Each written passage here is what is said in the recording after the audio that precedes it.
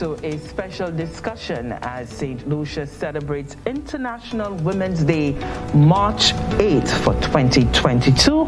I am Lucia Joseph, and in with me is the Director of the Department for Gender Relations, and she is Ms. Jenny Joseph. As I said, indicated, St. Lucia is celebrating International Women's Day, and the theme for 2022 is Gender Equality Today for a Sustainable Tomorrow. Let's welcome Ms. Jenny Joseph for our discussion. We'll be looking at the theme and all of the strides that St. Lucia has been able to make in terms of gender equality. Jenny, let's start with the theme for this year. What does it mean really, if you could break it down for us, and how is the department going about really sort of putting action to the international theme? Okay, so thank you so much, Lisa, for having me. It's always a pleasure to speak with you. International Women's Day, as you rightly said, will be observed under the theme Gender Equality Today for a Sustainable Tomorrow. And, you know, first of all, what is gender equality? It really means the ensuring equal access to resources and equal access to opportunities for participation in decision making, equal opportunities to respect and to actually enjoy the rights that each individual, you know, is entitled to. So when we speak of gender equality today, why are we stressing today? It is because it has become very clear in the world, especially, you know, during the pandemic, that gender equality is a necessity. It is imprescindibly, that is the Spanish word for imperative for sustainable development. In other words, if we do not try to make our society more equal, we will not achieve sustainable development. We will not get to the place where we say we want to get to by 2030, right? And so that is the reason why we are stressing that we have to, you know, make it more equal today. And how is it not equal? It's not equal because when certain groups of persons do not have full access to the opportunities to participate in national development, either because they are too busy doing other unpaid things, right? Or that there are structures that are not necessarily intentionally discriminatory, but they happen to end up creating that level of discrimination, then it makes it extremely difficult for everybody to put their best foot forward. So if everybody is participating in national development, it means that we have a much higher chance of achieving, you know, what we're trying to achieve as a people together. But if you have some that are dependent and others that are producing, you know, or you have those who are left out, you know, altogether with national development, you're not going to achieve that level of development that you're looking for. So we're saying gender equality today for a sustainable tomorrow. And then gender equality on the International Women's Day. We're like, where's the woman in the world? Where's the woman in this theme? Well, she's there, because when we talk about gender, we talk about rules assigned and expectations, you know, of men and women, right? Just because you are a man, because you are biologically a man, you know, society sometimes ascribes certain rules to you. In other words, there are certain things that you must do because you're a man. There are certain ways you must behave because you're a man. There are certain expectations people have of you because you're a man, right? And the same thing goes for women. So when we're talking about gender equality, and we're talking about both men and women, and the reality is that the inequality that we're seeing around the world, not only in St. Lucia, it is demonstrated in greater power to men and less to women. Greater opportunities for men and less for women. Greater resources for men and less for women. So when we're speaking about gender equality, we're really speaking about, in addition to the advancement of men, the advancement of women, and more importantly, correcting some of the wrongs, some of the inadequacies of an unequal world. And you said a lot, Jenny, to be able to unpack. I want to go back to the point you made about the COVID-19 pandemic and how glaring the inequalities within the society became. And I think a lot of people perhaps not really being able to understand the concept fully. Can you give us some examples of how the department realized that this was an absolute problem in St. Lucia? We had made ourselves very comfortable with the fact that we had so many women in middle management positions and so many women just generally in employment. We had made so much progress in that regard that we were almost convinced that we had gotten to the point of equality, right? Without the proper analysis, the average person would believe, oh, what's a big deal about talking about gender equality? We were there already. However, when the pandemic hit and people had to be working from home, what we started realizing was that the women who were working from home and had children or other dependents, such as older persons living with them and so on, suddenly found themselves in an extremely difficult position because they had to try to balance this huge load that would usually happen after returning home from work, right? This huge domestic care work that they're not paid for, right? With the work that they are paid for. So although their husbands, boyfriends, other male family members would have also had to stay home during the shutdown to work, they were not that much affected by being home. They were still able to produce regardless of what their positions were. And so it was very, very clear that the responsibilities that were the domestic and care responsibilities, or the responsibilities in the home and responsibility for care of persons, especially children and older adults, was largely that of the woman.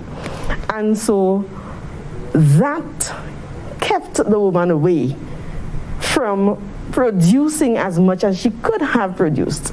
In addition to that, when the system opened up a little and women could return to work, but not just women and men were able to return to work, we had a difficulty with the schools being closed, right? And now the parents not having a place to send their children to, they were unable to return to work. And so the gains that we thought that we had made several years ago of ensuring that women's participation in the workforce increased, that women, got to be heads of companies and that sort of thing, that almost went to naught in, a few weeks. So they could not return because they had to take care of their children. That situation did not occur for men. In addition to that, and even more important, not more importantly, but just as important, is that we found out that women were the face of the pandemic. In what way? We had most people who were involved. What's happening to my mascara? Most people who were involved in the care work relating to the pandemic, the nurses, etc., were women. They were on the front line. Most of the people who were interacting with the public at the workplaces and so on, they were women, right? And so the probability that they would contract the virus was greater because of the work that they did. Then, so we have that. Of course, we also had a great participation of women in the areas such as tourism, right? Tourism was one of the hardest hit areas, right? One of the hardest hit sectors during the pandemic. And these persons were out of work. And because, of course, they occupied, positions that did not necessarily pay huge amounts of money, they did not necessarily have what it took to be able to support themselves without, a steady flow of income, themselves and their children most times, right? And so we noticed, of course, that, hey, women are disproportionately affected by this pandemic. In fact, they were impacted. Of course, men and women are always impacted differently by things, but the impact, the differences were so glaring that it made us recognize that, look, these gains that we have made for gender equality are very, very fragile. It means that those shocks, such as the pandemic and climate change also, is an eye-opener for us as well. Those gains that we've made, or those gains that we've thought that we made for where gender equality was concerned, they're very easily reversed. And they're very easily reversed because the roles that we've assigned for men and women, by and large, have not changed. The way that we view the woman's responsibility has not changed. What has happened is that the woman has become a little more resilient. And having to be able to juggle more. That's correct. So she became a little octopus. But, Jenny, you made the point earlier that for the women and having to be home and still work and manage the household, and that is pretty much unpaid labor in terms of managing the household and the children and so forth. And I know the debates must be raging now, having heard the statement out, for our viewers. And people may want to say, but why should a woman see this as unpaid labor? And why is it being deemed unpaid labor? Some would say it is the woman's responsibility, as you just mentioned there, in terms of the assigned roles. But certainly a mother should really see that as a duty to be able to care for her children. How do you respond to that? See, I'd say define work. What is work? Does it take time to complete? Whilst you're doing that, could you be able to, do something else that is productive in the sense that brings money to you? What value do we place on child care? What value do we place on domestic work? Isn't that absolutely necessary for any form of productivity to take place? If these children aren't cared for, can you go to work? In other words, let's just imagine that every adult had that responsibility, as you call it, duty. Let's imagine that every adult had that duty to care for children. It would mean then that the responsibility of adults as well towards national development would be, affected negatively. Because as soon as you get to adulthood, you have such a huge responsibility for the care of children and the household that you have to divide that time between work and the home. How much productivity will we really have? So when you look at it that way, then we now look at this thing. It is work. It is work. And the fact that you don't receive any compensation for it makes it unpaid. So it is unpaid work. And guess what? It has a value.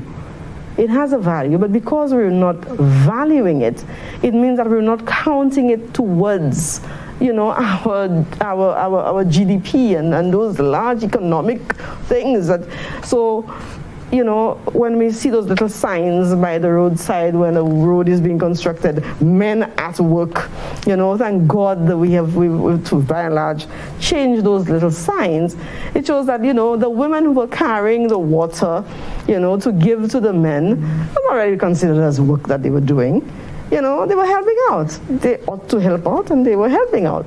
But was that necessary for the work to continue? Absolutely.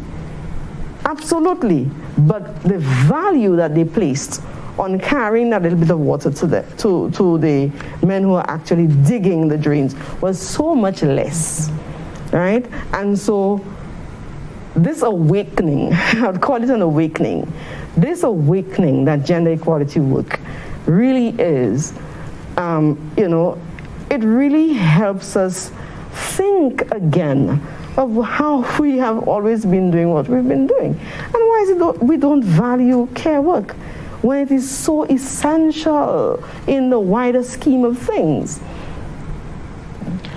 You mentioned earlier that all of the progress, and sometimes we do not think of the gender inequality in St. Lucia because, and internationally we were renowned for that St. Lucia is one of the countries in the world where the boss would most likely be a woman in the top management positions, and we're grateful for that.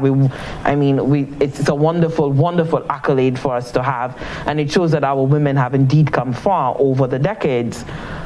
That being said, you also mentioned that there is a gap. How is the department, what is the department doing in order to be able to close that gap? What are your priority areas for women in ensuring that we can now have more of an even scale for women, no matter their status level, education level? Right, so I will respond firstly to the first point that you make, and then we'll go into what our department is actually doing. So yes, we have a lot of women who are engaged in middle management positions, and that is wonderful. But have you ever wondered why is it that we've never had more than 30%, or we've never even reached 30% participation of women in Parliament? Yeah, and maybe it's somewhat tied to what we were discussing a little earlier on. A woman literally has to make a choice between this unpaid care work that she has a duty to perform and paid work. And so we probably do not aspire to hire because the cost of aspiring to hire is too high for us to bear. Okay, so I'm going to leave that there. But are you saying that women opt out of politics because they're thinking of the family situation first? So more than a man would.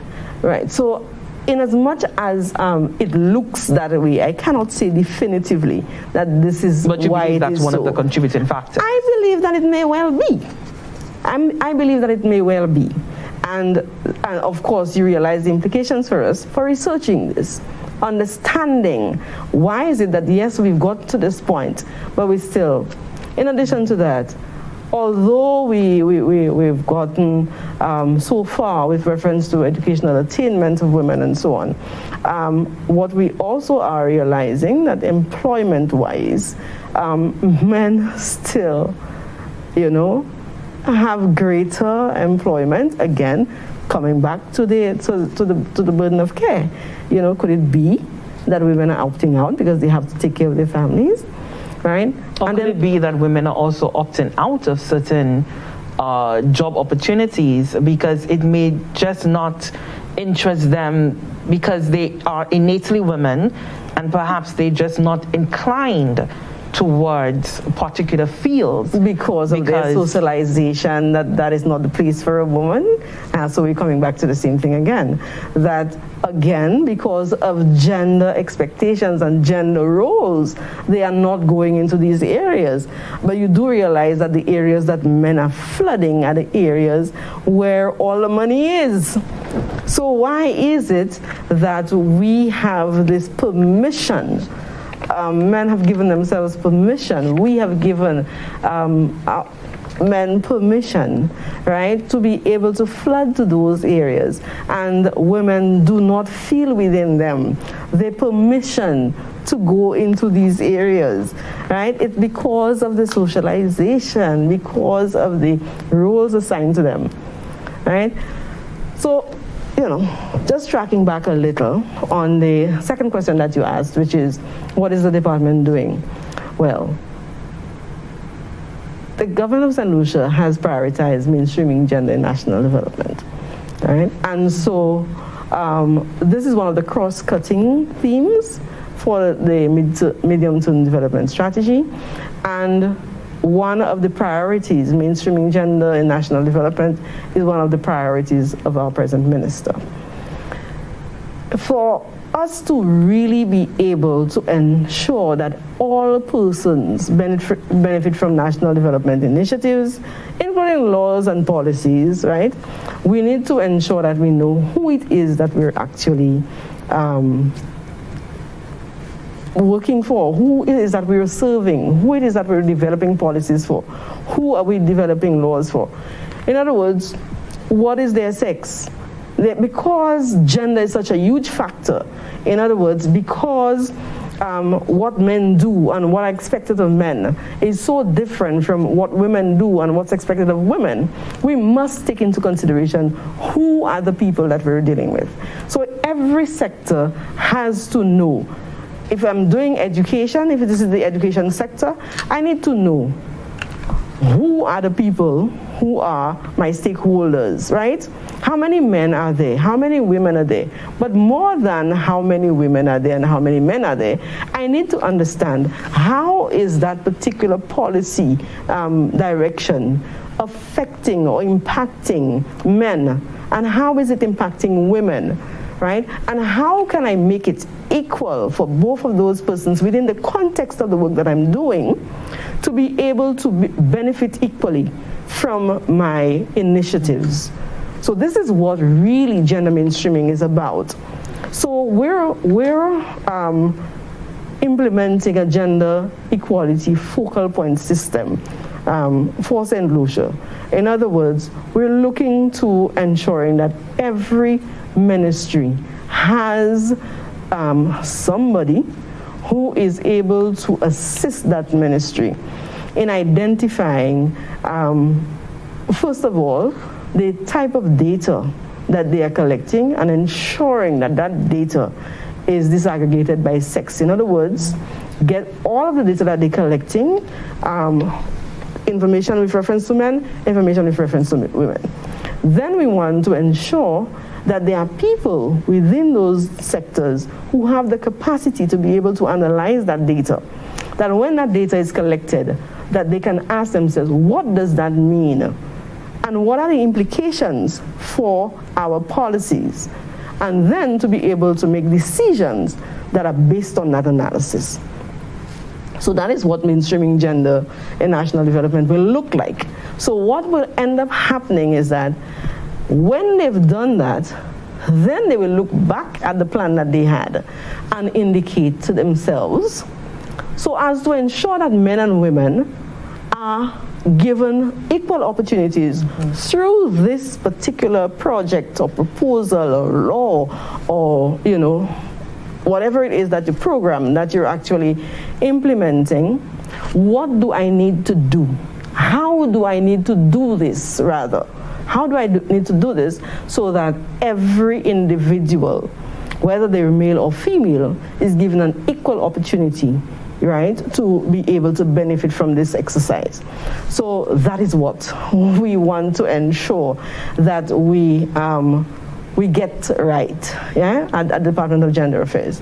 In addition to that, we want to ensure that we review our laws so that we take away the possibility, not the possibility, that we review our laws to remove discriminatory clauses, to remove those clauses that make it more difficult for either men or women to be able to do exactly what I just said a while ago, to benefit from services, to benefit from opportunities, right? To participate in decision making, to have access to resources.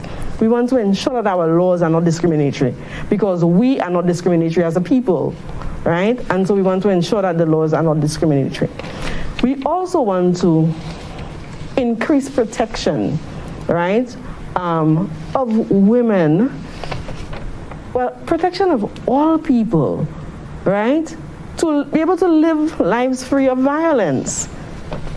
Why? Because people who are subject to violence are not able to be productive citizens. Or let me not say it this way, because it almost looks as if I'm saying that they cannot be productive citizens if they have been exposed to violence. That would be like a whole large percentage of St. Lucia. No, they can be productive citizens. But certainly there are some traumas that individuals harbor as a result of being exposed to domestic violence situations. Exactly, not being able to reach your full potential. So we want to ensure, and you would have heard that the Honorable Minister is tabling the bill, the domestic violence bill, on March 8th in the House of Parliament. And this, we are hoping, is going to open up another reality that, look, everybody should be protected from violence. Everybody should have opportunities to live life free of violence. Women, children, men, boys, girls, right? So this is the focus of our department. But you recognize that we're not doing this alone. This is, in as much as I'm saying this is the focus of the department, we cannot, in the Department of Gender Affairs, have an education sector, mainstream gender work. So it means that the education department has to mainstream gender in their work. So this is not just one department. This is all of society, right? All of government first, and then all of society. You know, Jenny, and I'm sure that for some people, and you must get that a lot in the field as well, that the discussion about gender equality sometimes can evoke panic within individuals who don't really understand the concept. And for some people, they may think that this is all about changing, coming in and wanting to, perhaps within a relationship, a man will say, well, you're trying to change my wife. The woman who may not totally grasp the concept may say, well, you want me to do away with men in my life. So on that level, what are the sort of challenges that the department faces in being able to have adults who are in dysfunctional relationships, functional relationships, halfway there, not there at all? How do you have them understand fully what it is that you're trying to achieve? I'm really happy that you asked that question, because one component that I really left out, and we really should never, because it's really at the center of all of the work that we have to do, is the public education. I think that people are afraid of this gender equality talk because by and large they don't understand how it can assist everybody. This is not only about women's empowerment. It is about women's empowerment because women's empowerment will be useful for everybody. But it is about ensuring that everybody has access to resources. Everybody has opportunities to be the best version of themselves and to give the most that they can towards national development. So a man shouldn't be worried that his wife is changing, because if she's changing in a way that would be able to support you even more. A woman should not be afraid that she's not going to get a man. No, it should make you feel even more confident that the man that you're going to attract is a man who is strong and a man who understands your worth in all its fullness, not just the way you look, but what you're capable of. A man who recognizes that you and he can complement each other on the same level, and it's okay, you know. One where there is greater respect for each other as a person, not an object or a possession, but as another individual on par with oneself. You know, so it's an opportunity actually to improve us as people, right? And improve the possibility of compatibility with each other. Because if I'm the best version of myself and I get a man who is the best version of himself, we can achieve anything together. So in that respect, and I'm going to substitute the word equality there with advancement. So the sort of advancement of women over the decades, should we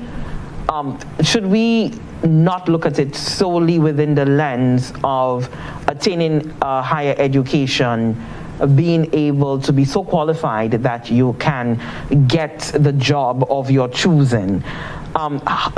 Should we only look at the gender equality through those lines, the advancement of women only through those lines? And if not, help us be able to see it a little bit more clearer.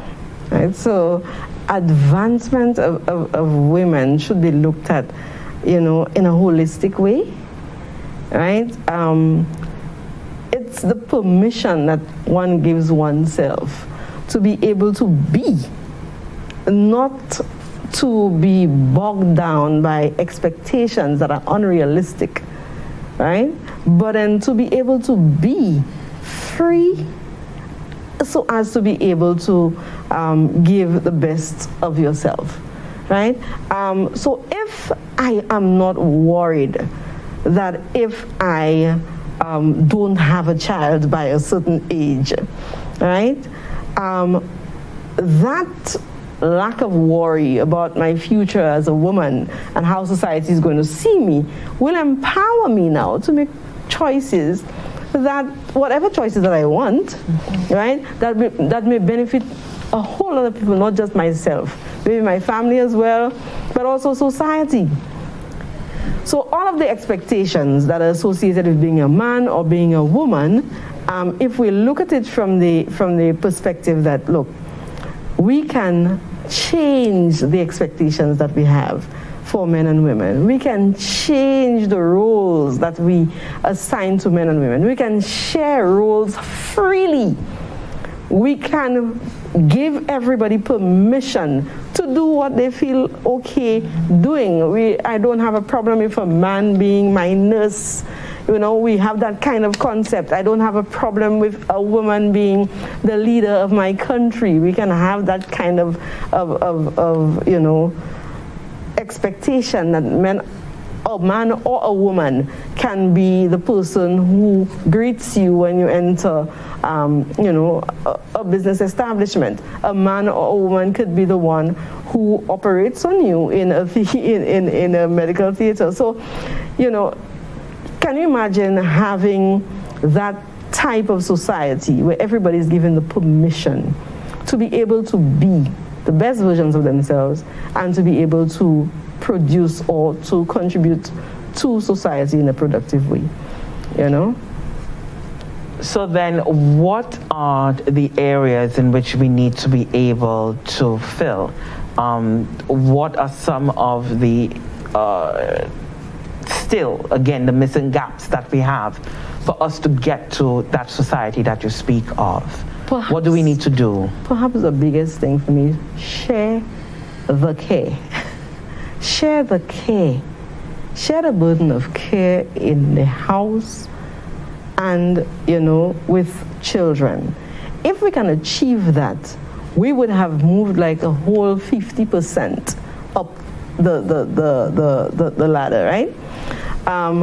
But in addition to sharing the care, we also need to do exactly what I just said to you, ensure that our national development initiatives consider who it is that we're dealing with and respond to the needs that are different for men and women, so that no group of persons is left behind.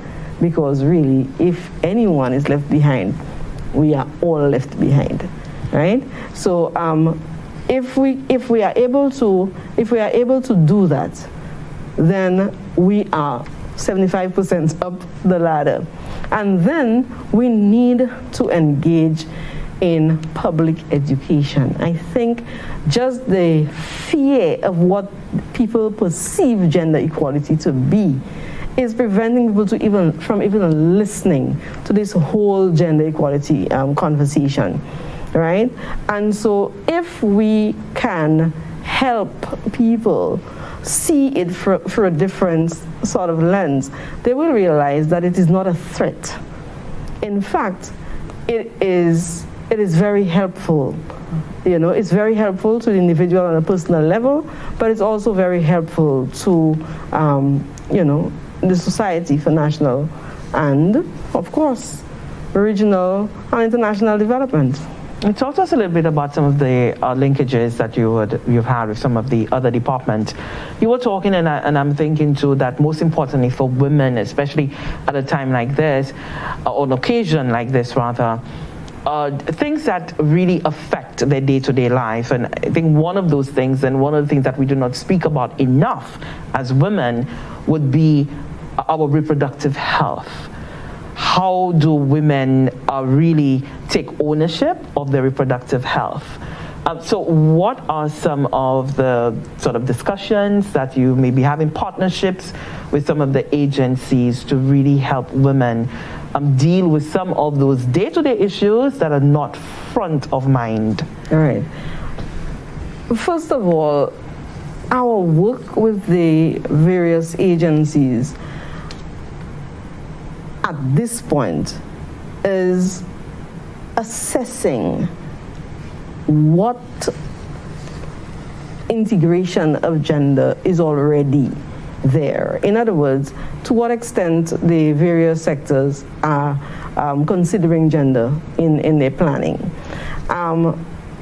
Last year, we completed some assessments, gender assessments. We were looking at how gender intersects with climate change, work in the various sectors. We did assessments for 6 sectors within the context of the offer of complementary funding for the Engender project that we were part of. It is a regional project. But what that did was that it allowed 6 sectors, that includes education, tourism, health, infrastructure, who am I missing? Energy, right? And can't remember one of them. But then we were, ecosystems, right? Resilient ecosystems through Sustainable Development Department. We were able to assess to what extent gender is a consideration in the work that they're doing around climate change. Because what we wanted was to ensure that in the development of their sector adaptation plans, that gender was a consideration. Because remember I said to you that both climate change and the pandemic gave us a eye-opening times. Yeah. So we wanted to ensure that gender was a consideration in the development of their sector adaptation plans. So in addition to having done the gender assessments, we did guidelines for the integration of gender in the development of the sector adaptation plans. And because energy is not one of the priorities within the national adaptation plan, right? But then we wanted to ensure that the guidelines that we prepared was not only for the development of SASAPs, but all work with reference to climate and environmental sustainability. So how agencies can integrate gender in work around those spaces. So that's what we are initially focusing our energy on. And the second thing is focusing on the training of persons within the sectors to be able to do just that, to be able to integrate gender in their work. In those assessments and through the training, these sectors are more likely going to see how gender is useful to them. And then now they will be able to articulate the specific needs of women within their sector. They'll be able to, get an understanding of where their inputs must be so as to raise the standards of women or advance women within their sector. So that's where we're at this time, because it's mostly an assessment part. You can't do an intervention if you don't know exactly what you're trying to fix. Yes, and as you indicated earlier, you need to be able to understand, yes, what the needs are of the particular segment, and of course, the sort of research aspects, because that would be, I would think, one of the areas, because it's often we hear this, that the lack of research and data certainly does affect that overall national development plan that you were speaking of. So how does that now affect the work of the department as well? So the lack of research and data that we have in St. Lucia? In the same way that it will affect other departments, because if you do not have data, then you are not able to analyze what the real situation is. You are not able to have an understanding of the situation. And one of the things that the Engender project actually did was to close to some extent that gap. And where data was not actually provided, at least it pointed out those areas where data needs to be beefed up. And interestingly, in 2019, Lisa, we had done, some assessment again of gender data management in St. Lucia in the various sectors. And what we found was that a lot of data is collected. It's just that it is not analyzed and it is not used in decision making. And that is where the problem really lies, in analyzing data and using it to make decisions. And so, that is the gap that we have to fill, not just in terms of the Department of Gender Affairs, but in all aspects of national development. Following the numbers, and understanding what the numbers mean in a broader context, and seeing how now we can make decisions to ensure that, we are where we want to be. We can identify those indicators that will tell us whether we're actually getting there and to what extent we're getting there. And then we can continue to explore different interventions, different means of actually getting there. But first we have to know where we're at. And this is what the data really gives us, where we're at right now. And speaking of where we're at right now, we're preparing for the 66th session of the Commission on the Status of Women. Mm-hmm. Talk to us about that international forum, and why is it so important for us to continuously participate in this? The Commission on the Status of Women is held every year in New York at the UN headquarters. What it does is to bring heads of gender ministries from across the world together to discuss the status of women. You would be aware, and you probably would be very familiar with the Beijing Declaration and Platform for Action. I think we've spoken a lot about Beijing. That in 1995, where people went from across the world to China at the 4th World Conference on Women and identified the critical areas of concern that we all will agree as an international community we needed to focus on so as to ensure that women advance to their fullest potential and that they are considered in national development. So the Commission on the Status of Women, every year when these heads meet, they talk about how far have we come, and they consider different statements from different groups of persons, including civil society, and identify what the priorities are, moving forward. They usually produce a statement or an agreement at the end of that session that is heavily debated. There are negotiations on that, and it generally gives the focus to the international community as to what we're focusing on. So this year, the theme is, you usually have a priority theme and then you have a review theme, right? So the review theme would be from the previous CSW years, see just how much progress has the country actually made with reference to that. And so the UN Secretary General will write a report on that review theme and present it at the CSW. And then you have the priority theme, which is what the heads are discussing this time around, right? And they now are making plans as to what to do about that particular thing, because it is particularly problematic, or it is an area of concern that would impact the advancement of women. So this year the priority theme is achieving gender equality and the empowerment of women and girls, of all women and girls, right, in the context of climate change, environmental and disaster risk reduction policies and programs. And why is that so important to us? Because I think by now it is clear to every St. Lucian that the Caribbean is on the front line, right, of climate change. We are the ones who are suffering the most, not just the Caribbean, other small island developing states as well.